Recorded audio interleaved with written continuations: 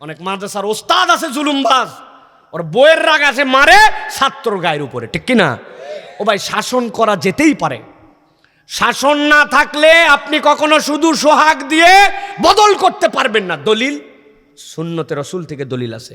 নবীর থেকে বড় নরম দিলওয়ালা, নবীর থেকে বড় রহমতওয়ালা কোনো মানুষ আল্লাহ সৃষ্টি করছেন?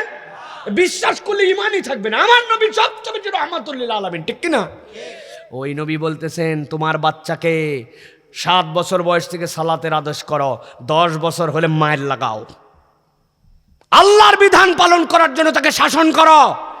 3 বছর বলো, 3 বছর, প্রথম দিনেই ধুলাই না। ওই মারেরও একটা ব্যালেন্স আছে। মার মানে শাসন না, শাসনের অনেক ধরন। একটা স্টেজে যে মানুষকে কিছুটা মারতে পারে, তার লেভেল আছে। কতদিন? 3 বছর বুঝাইছে। আর আপনার কথা নাই, বার্তা নাই, বইয়ের সাথে রাগ, অমুকের সাথে রাগ, আপনি ছাত্রের গায়ে হাত তুলে একটা চামড়া চট্টি সব তুলে ফেলছেন। আপনার এই মারতে কে বলছে? যেই মারে আল্লাহ সৃষ্টির শরীর বিকৃত হয়, এটা হারাম।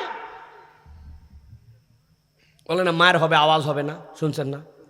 তো আমাদের ওস্তাদরা আমাদেরকে মারছে না, আমাদেরকে মারছে কিন্তু বাপ মা জানে না, ব্যথাও ঠিকঠাক মতো পাইছি। হ্যাঁ, ওটা ছিল শাসন, ঠিক কিনা? আর এখন এটা উঠে গেছে জন্য আর কিচ্ছু নাই। সুতরাং আপনি যদি ওই জায়গাতেও জুলুম করেন, আমি কোরআন শিখাচ্ছি, আমি মারতে পারবো না, না না না না, কোরআনের শিক্ষককে তো সবচেয়ে সাবধান হতে হবে। আর রহমান আল্লামাল কোরআন, খলাকাল ইনসান আল্লামাহুল বায়ান। আল্লাহর নাম আল কাহার, আল্লাহর নাম জব্বার, আল্লাহর নাম ওয়াহাব, আল্লাহর নাম আজিজ, আল্লাহর নাম জুল জালালি ওয়াল ইকরাম।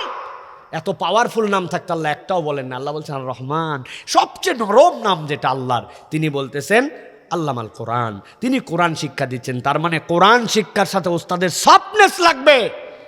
আল্লাহ এই জন্য এটা বলছেন। এখন আপনি এমন গরমের গরম চামচট্টি সব তুলে ফেলতেছেন, আপনি মনে করতেছেন খালি জালেম ওই জজ ব্যারিস্টার, জালেম অনেক সময় হুজুরও হতে পারে, ঠিক কিনা? আপনি সরকারের বেতন খান, আসার কথা 9টায়, ঢুকছেন 10:30টায়, লেখছেন 9টা, বের হওয়ারটা লেখাই নেই, চলে গেছে পরের দিন লেখছে বাড়াইছি গতকালকে 5টায়, আসলে গেছে 3:30টায়, বেতন কর করা। কে জালেম হবে কি হবে না? খালি সচিবালয় অন্যায় করলে জালেম হবে না, মাদ্রাসায় করলেও হবে, ঠিক না? হিসাব মিলান লাগবে, সব জায়গায় হিসাব। আপনাকে প্রাইভেটের জন্য বেতন দিচ্ছে একটা, আপনি ফাঁকি মারতেছেন, মায়েরে আপনি ঠিকঠাক মতো পড়ান না, তাহলে টিচার ফাঁকিবাজ হবে, বিচার হিসাব করা লাগবে কিনা?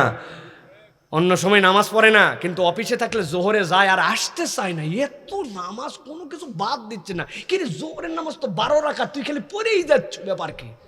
যাই দেখে পড়তেছে না, মসজিদে শুয়ে গেছে, এদিকে মনে করতেছে কাজ ফাঁকি দিয়ে দিলাম, নাম কাওয়াস্তে, এটাও জালেম।